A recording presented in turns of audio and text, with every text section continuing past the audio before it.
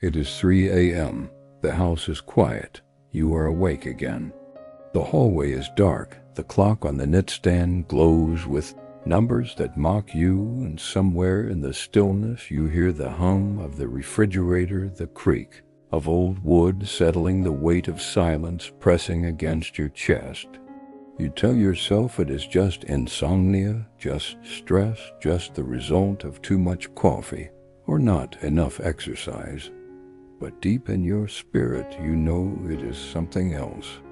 You know because this has been happening for weeks now, maybe months.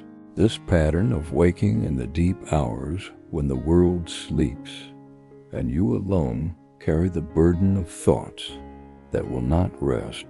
You think about your children, grown now, scattered across cities and states, living lives that seem so far from the faith you tried to plant in them. You think about your body, the aches that were not there 5 years ago, the prescriptions that line the bathroom counter, the doctor visits that come more frequently, the quiet fear that your best years are behind you.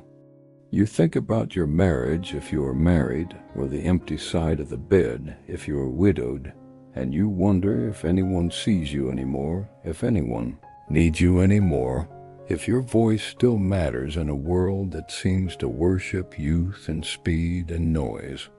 You think about your finances, the retirement that does not stretch as far as you planned, the grown children who still need help, the grandchildren you want to bless but cannot always afford to. You think about your friends, the ones who have passed, the ones who are sick, the ones who have drifted away, and you feel the weight of time, the pressure of mortality, the creeping sense that you are running out of days to make a difference.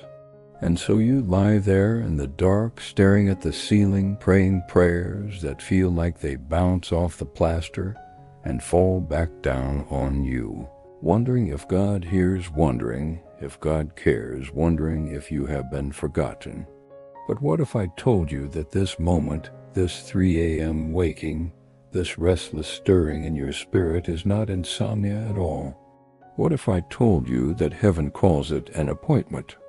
What if I told you that God has been waking you up, not to torment you, but to download something into your spirit that cannot be received in the noise of the day? What if the enemy has been lying to you, telling you that you are awake because you are anxious, when the truth is you are awake because you are assigned?